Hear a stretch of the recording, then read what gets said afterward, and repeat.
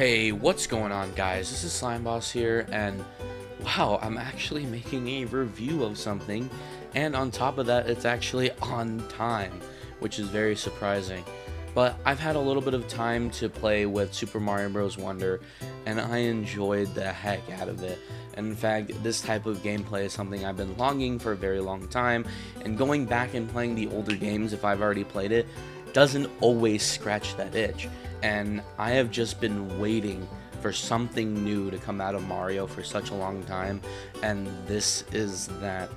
No other Mario game has poured so much creativity and love from the franchise, honestly, since Mario Wonder, and that was still kind of very sanitized, like it was very Mario.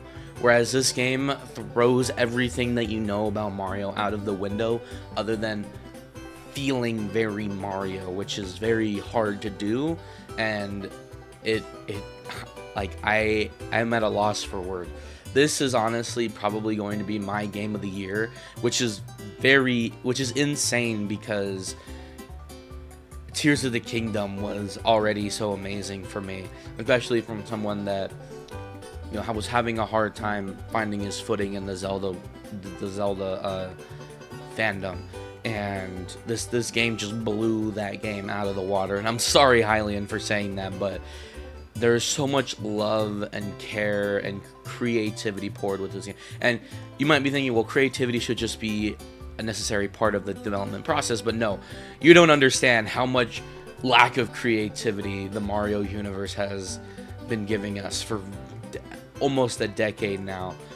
And that's not to say that the new Soup games or 3D World or 3D Land are bad by any stretch of the imagining, because they are good and they still follow those basic design premises that have been going on since the beginning of the Mario lore, or Super Mario Bros. On the NES, right? They have just they just took an idea, in Mario DS and Mario Wii, and kind of stuck with that format going forward, and it just kind of got sterile after a while. And again, like I said, the core, like, level design and fun value was pretty much the same, and those are great games from those aspects. But you could tell that the 2D Marios were games that Nintendo just didn't want to care about until today, where the 2D Mario games feel like the next mainline Mario, which is insane because those have been, taken by the 3D Mario games, where, back in the day it was Mario 1, Mario The Lost Levels, Mario 2, Mario 3, Mario World, Yoshi's Island, and then all of a sudden Mario 64, and then pretty much from then on it's just been 3D, 3D, 3D, 3D. Even though there's been 2D games going on, nothing has felt like a mainline game until this one, and I am happier for it, because it actually means that these 2D games can have a budget, and it's insane. And on top of all of the new stuff that it gives us, it actually brings back ideas and creative elements that did come out of the new Soup series and the older Mario games, and brings them back. A few examples of this would be the skeleton Goombas, the skeleton piranha plants, which haven't been seen since New Super Mario Bros. 2, the flip blocks that haven't been seen since freaking Mario World. Like, when I first encountered those flip blocks, I was like, they're bringing everything back, and most of that stuff comes from the gameplay, and that is in the badges, because there is a flipping the super backflip jump from Mario 2 is in this game. The gliding feature from, the acorn suit is in this game. Pretty much a propeller suit is in this game, with giving you an extra jump. You can do the Luigi scuttle from I believe starting with the Lost Levels, continuing into Mario 2, 3D World, and New Super Luigi U. And I guess the gliding could also be Peach's skirt as well. You also have there's all these amazing, insane returning elements that return not only like pretty much point blankly, but also in ways that you don't even expect, on top of all of the new things, which the new things come in the form of just level design. Like, you could play through the games, if you played through the game without experiencing any of the Wonder Flowers, you literally would just have another 2D Mario game that looks insanely better than the other new Super Mario Bros. Games, which is already a plus. But as soon as you tap into those Wonder Flowers, every level feels unique. And that's insane, because usually you're like, all right, you're in the desert world, you're only going to expect these sorts of levels in the desert world. But no, first of all, the desert world is world 3, not world 2. And second of all, every single level in the desert world feels unique, and they do reuse assets in some levels, but the entire premise of the level is entirely different. It's not just get point A to point B. In the desert world, it's all about puzzle solving, and there's different labyrinths and dungeons that you get to go through, on top of the regular side-scrolling point A to point B desert levels. And there's actually a very traditional desert Mario level that, you know, starting in Mario DS, where there's a Lakitu in the stage, and that's in this world too. And I didn't even put I didn't even put the two together, that this is like a traditional trope that's in the Mario series, that there's always a level with a desert level with a Lakitu, and this level and this game has it too, but it's still entirely unique. I will say that sometimes that they do reuse ideas from the Wonder Flowers, but not always, only sometimes. But 99.9% of the time, there's always a unique Wonder Flower mechanic that you can see in the game. On top of that, there's a variety of collectibles as well. A ton of collectibles. Pretty much every stage, if you beat the level, which, by the way, you do have to get the top of the flagpole, just like 3D World. It counts as a collectible as well. You get a Wonder Seed, and if you find the hidden Wonder Flower in the stage, sometimes it's right in your face, sometimes it isn't, sometimes it's actually pretty challenging to find, and you actually get a Wonder Seed out of that as well. Sometimes you have to find the Wonder Seed, sometimes you don't. It changes drastically every level, and then that's 2 Wonder Seeds in a level. But sometimes, if you play the level normally without getting the Wonder Flower, or if you get the Wonder Flower, sometimes the level changes up a bit, and that causes you to find secret exits. And those secret exits aren't like in the other games where they lead to other worlds, or help you do something. Usually, or they give you a secret Toad house or something like that. The secret exits in this game are more so treated like 3D World, where it's just an alternate exit that you can find, and it just gives you another Wonder Seed. I don't know if you have to get the top of the flagpole on that one, but sometimes it does lead you to an alternate path, sometimes it doesn't. And then that's another element that this game takes from 3D World as well, with its level design and its overworld design, because there's a ton of secrets to find in the overworld itself too. In fact, some levels are hidden in the overworld as well, which is very, very fun to find. But yeah, back to that. The other collectibles is that this game's version of Star Coins is Purple Coin, and most of the time you can find Purple Coins just hidden throughout the level. But there are these 10 coins that actually, you keep track of them on every level. At some point during the game, I was like, it doesn't keep track of it for every level, but it does. Pretty much every level, including the minigame levels, which there are 2 of. One is the badge challenges, and the other are the Wonder Flower challenges, or Wonder Seed challenges, which come in a variety of shapes and sizes. And the badge challenges net you a Wonder Seed as well, but they're just better ways to practice with each individual badge.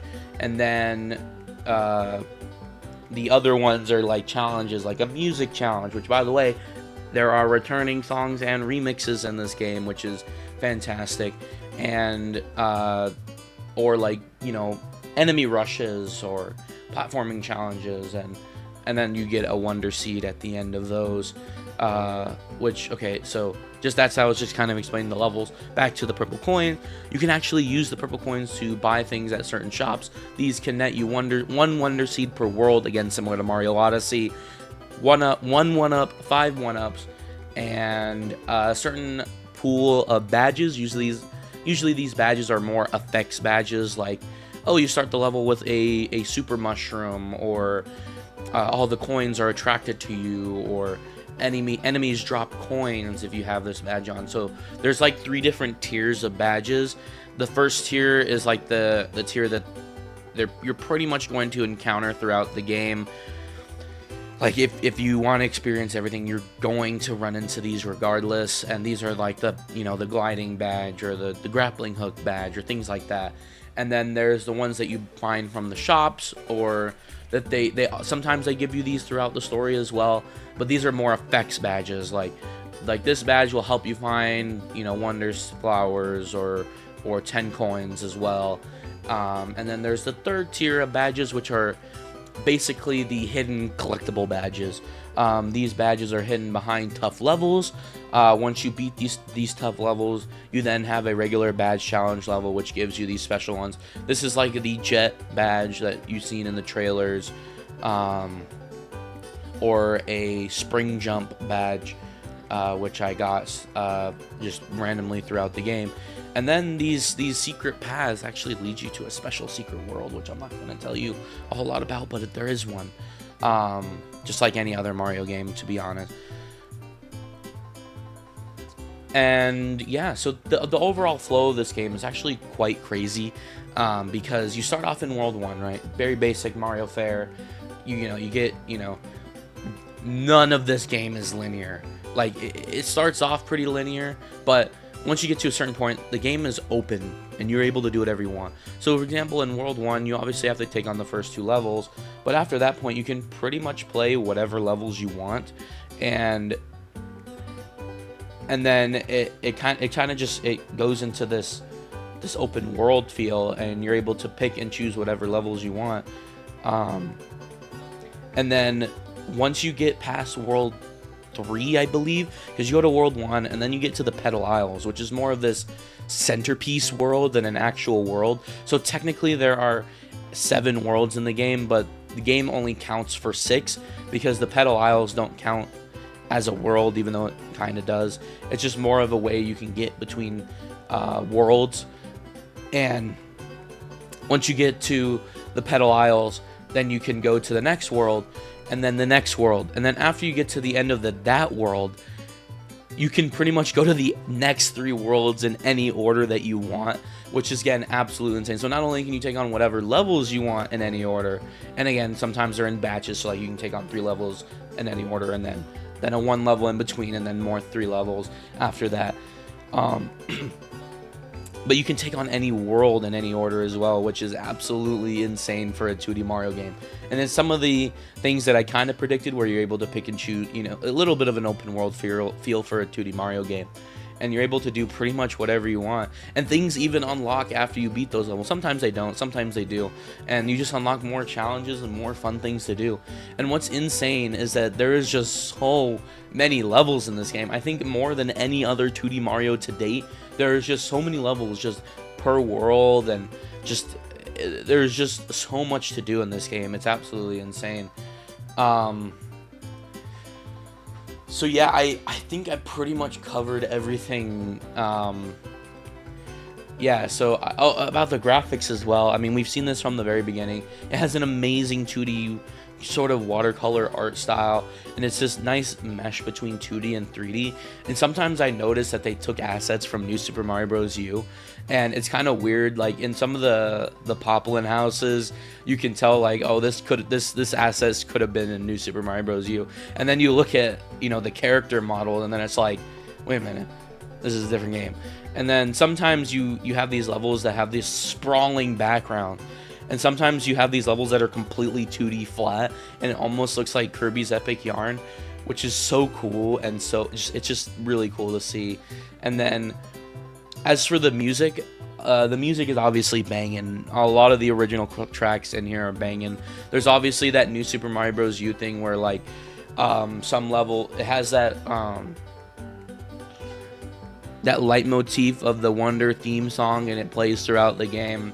And then there's actually some classic songs in this game as well. I've noticed some Mario 3, some Mario Sunshine songs. sprinkled throughout the game, and there's probably a ton more of classic music in there as well. But something I noticed is that there's a severe lack of music.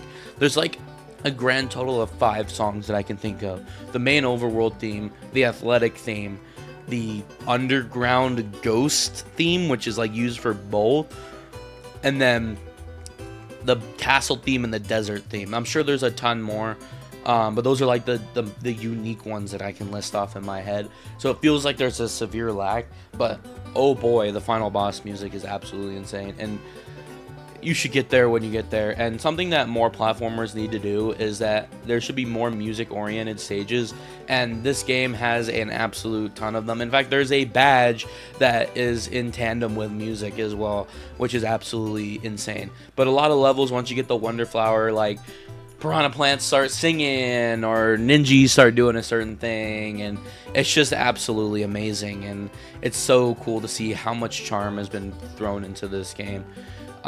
Speaking of music though, I would love to see more Wonder Flower music, because every time you get a Wonder Flower, it's the same song over and over and over again, so it's kind of annoying. And about the Wonder Flowers, like I said before, there is pretty much a unique Wonder Flower in every single game. So yeah, this game is just absolutely wonderful, no pun intended. It's just this game is just absolutely amazing and filled to the brim with charm and creativity, and something that I would never expect out of the Mario team at any point in time. And I had a blast playing through this game from beginning to end, and I actually 100%ed it. So yeah, and if you would like to see more of this game, check out our upcoming Let's Play of the game. We are going to be doing a traditional multiplayer series like we've been doing for Mario Wii and 3D World, once 3D World is wrapped up and finished. So hope you guys are excited for that one. And hey, if you enjoyed this video, don't forget to leave a like, comment, and subscribe. And of course, we will see you guys next time. Don't forget to join the Discord as well as the Patreon. Just at the $1 tier, you could help support us make great videos just like this one. Anyways, I'll be seeing you guys next time. Bye.